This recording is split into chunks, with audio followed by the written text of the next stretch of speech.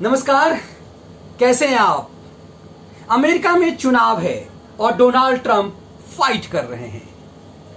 पूरी तरह से वहां की वाम मीडिया डोनाल्ड ट्रंप को उखाड़ फेंकने की जद्दोजहद में है, लेकिन ट्रंप अपनी ठसक के साथ लड़ाई में बने हुए हैं। क्या डोनाल्ड ट्रंप ने योगी मॉडल अपनाया है? आपको याद होगा कि जब सीएए के खिलाफ भारत में प्रदर्शन शुरू हुए तो प्रदर्शन हिंसक रूप अख्तियार कर लिया और वो हिंसक रूप देश की राष्ट्रीय राजधानी दिल्ली में हुई।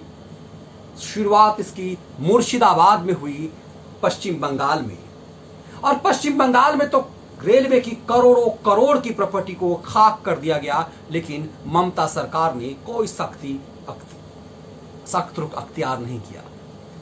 वो दंगा दिल्ली में हुआ, करोड़ों करोड़ की संपत्ति जामिया के छात्रों ने जलाई, आम दिल्ली के अन्य हिस्सों में जलाई गई, लेकिन दिल्ली की सरकार और दिल्ली में जिसके अंदर में पुलिस है वो भी हाथ पर हाथ धरे मानो बैठी रही। लेकिन उसी समय योगी आदित्यनाथ ने जो रुख अख्तियार किया, जो सख्ती की, वो लगा शुरुआत में लोगों को ये तो सिर्फ आमतौर पर नेताओं के भाषण के स्वरूप होते हैं, लेकिन योगी आदित्यनाथ ने उसे अमली जामा पहनाया।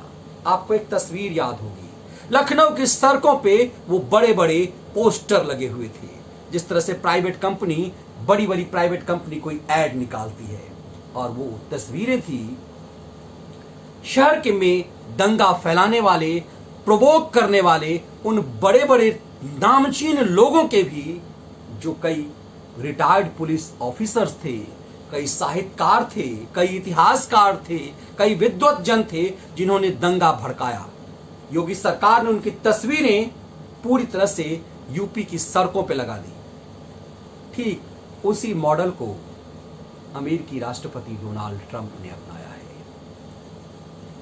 डोनाल्ड ट्रंप ने भी अमेरिका की सड़कों पे उसकी तस्वीर लगाई, उसके पोस्टर जारी किए, और ट्रंप ने कहा कि देश में कानून व्यवस्था स्थापित करने के लिए मैं आपका राष्ट्रपति हूं और शांतिपूर्ण प्रदर्शनकारियों का साथी हूं। पेशेवर, अराजकतावादी, हिंसक और भीड़ को उपद्रवियों द्वारा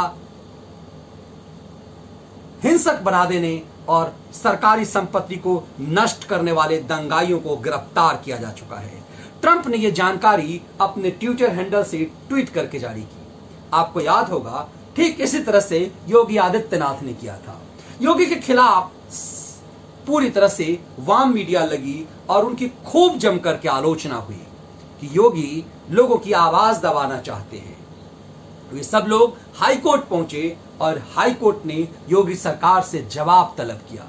तो योगी ने सुप्रीम कोर्ट का हवाला देकर के कहा कि सुप्रीम कोर्ट का यह आदेश है कि सरकारी संपत्ति नष्ट करने वालों के खिलाफ सख्त कार्रवाई होगी, और हमने जो कुछ भी किया है वो सुप्रीम कोर्ट के आदेश के मुताबिक किया है। योगी अपनी बात पर अडिग रहे, दंगाइयों को जेल भेजते रहे, और जिस तरह से पॉकेट मारों की तस्वीर थानों में लगाई जाती है, इन दंगाइयों की तस्वीर लगाई गई। मेरठ से लेकर के लखनऊ, अलीगढ़ में दंगाइयों को गिरफ्तार किया गया, उनकी पहचान की गई सीसीटीवी कैमरों से। उन तमाम दंगाइयों की जिन्होंने आगजनी की, सरकारी संपत्ति को नष्ट किया। ठीक उसी तरह से दुनिया ने देखा इस सोशल मीडिया के दौर में कि चाहे वो दुनिया के सबसे संभ्रांत, सबसे संपन्न, सबसे बौद्धिक समाज होने का गौरव प्राप्त करने वाला अमेरिका हो, लेकिन दंगे का फायदा उठाते हुए अमेरिका के लोगों ने किस तरह से सरकारी संपत्ति लूटी, निजी संपत्ति लूटी, आगजनी की, और ये तस्वीर ने अमेरिका को बहुत कलंकित किया। दरअसल अमेरिका में जॉर्ज फ्लॉयड नामक एक अश्वेत, जिसके पास कुछ ऐसी, जिसे संदिग्ध मामले में पुलिस ने गिरफ्तार किया था, और गिरफ्तारी के दौरान ही, पकड़ने के दौरान ही उसे झड़प में उसके गर्दन पे अपना घुटना रख करके दबाया और उसकी सांस रुक गई, जिससे उसकी मौत हो गई। उसके बाद अमेरिका की राजधानी न्यूयॉर्क से लेकर के लॉस एंजलिस, चारों तरफ दंगा फैल गए। अश्वेतों के नाम पर हुए इस दंगे में दंगाई घुस आए और उन दंगाइयों ने सरकारी संपत्ति नष्ट की, मॉल में जाकर के सामान लूटे। और इस तस्वीर ने अमेरिका को न सिर्फ कलंकित किया बल्कि यह भी दिखाया कि कैसे जातिवाद के को आधार बना करके दंगाई अपना स्वार्थ सिद्ध करते हैं।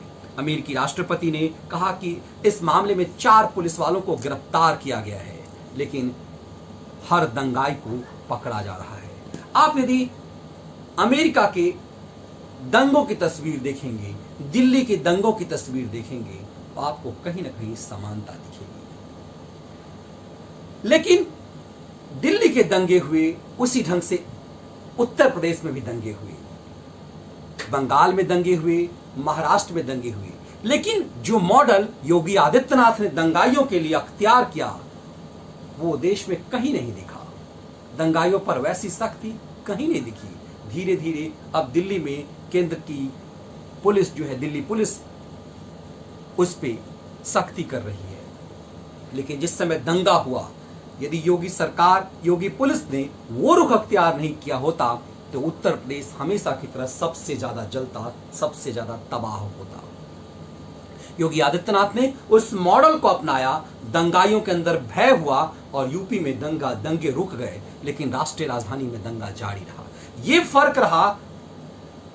उत्तर प्रदेश के मुख्यमंत्री ने जो संदेश दिया था कि शुरुआत में जब वो सत्ता में आए थे तभी उन्होंने संदेश दिया था कि अब गुंडे या तो सुधर जाएंगे या यूपी छोड़ करके भाग जाएंगे, और उन्होंने वैसा ही किया। आते ही दंगाइयों पर, रोड रोमियों पे सख्ती करनी शुरू कर दी, उनके अंदर खौफ हुआ।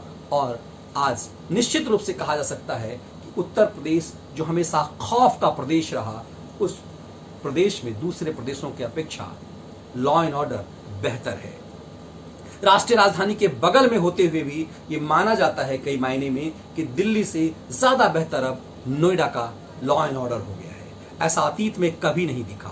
इसी मॉडल को क्या राष्ट्रपति डोनाल्ड ट्रंप ने अपनाया है, और ट्रंप द्वारा ठीक चुनाव से पहले इस तरह की सख्ती करना ये संदेश देता है कि ट्रंप अपनी जनता में ये मैसेज दे रहे हैं कि श्वेत अश्वेत के नाम पर जो दंगा करेगा, जो सरकारी संपत्ति को नष्ट करेगा, उसके ऊपर कार्रवाई होगी। और इसीलिए उन्होंने कहा कि मैंने शपथ ली है कि देश में कानून व्यवस्था बनाकर रहूंगा और मैं ऐसा करूंगा ही। ट्रंप के ये शब्द आपको एकदम से योगी आदित्यनाथ के शब्द से, उनके संदेश से मिलते जुलते होंगे। यदि आप दोबारा मैं आपको सुनाऊं तो ट्रंप कहते हैं मैंने शपथ ली है, देश में कानून व्यवस्था बनाकर रखूंगा और मैं ऐसा ही करूंगा। इस तरह की भाषा भारत में सिर्फ आज की तारीख में योगी आदित्यनाथ वो करते दिखते हैं, और जमीन पे भी वो असर दिखता है कि किस तरह से कोविड मामले में देश के सबसे बड़े प्रदेश, सबसे बड़ी जनसंख्या वाला, सबसे बड़े घनत्व वाला प्रदेश होते हुए भी, एक गरीब प्रदेश होते हुए भी जिस तरह से अमल योगी आदित्यनाथ ने करके दिखाया वो देश के किसी भी प्रदेश ने करके नहीं दिखाया। यही कारण है कि एक जमाने में जो लोग LK आडवाणी को कट्टर हिंदूवादी कहते थे, उनसे नफरत करते थे, मोदी के आते ही उनके लिए आडवाणी प्रिय होने लगे। अब उन्हीं लोगों के लिए मोदी खलनायक नजर आते हैं, अब फिर आडवाणी नायक नजर आने लगे। फिर वक्त धीरे धीरे बदला, अब लोगों को योगी आदित्यनाथ खलनायक नजर आने लगे हैं। उन्हें लगता है कि उससे अच्छे तो मोदी हैं। लेकिन एक बड़ा वर्ग है जिसे योगी मॉडल पसंद है, और वही वर्ग है जो दुनिया के सबसे शक्तिशाली राष्ट्र को भी वो मॉडल पसंद आया। और अमेरिकी राष्ट्रपति ने, आप देखेंगे तो कमोबेश वही मॉडल अपनाया है जो मॉडल योगी आदित्यनाथ का है। शासन का मॉडल, जिस मॉडल में जनता का जो नायक है, जो जननेता है, उसका उद्देश्य हर एक जनता के साथ न्याय करने का है और न्याय होता हुआ दिखने का भी है।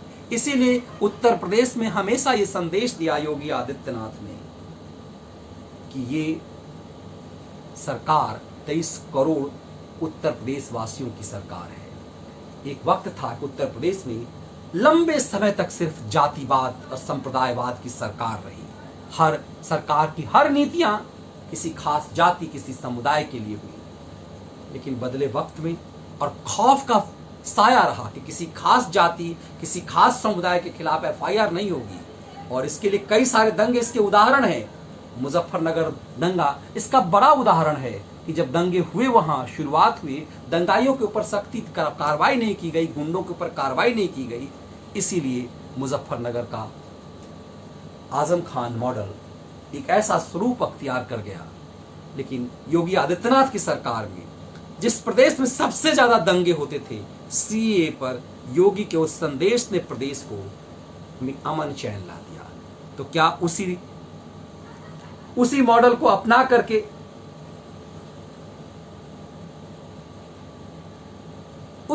अपना करके डोनाल्ड ट्रंप अपने देश में ये जनता में भरोसा दिलाना चाहते हैं कि यदि उन्होंने राष्ट्रपति पद की शपथ ली है तो उनका उद्देश्य व्यापक स्तर पर अपने देश की सुरक्षा करना और ये भरोसा दिलाना है कि कानून को हाथ में लेने वालों के अंदर खौफ होना जरूरी है।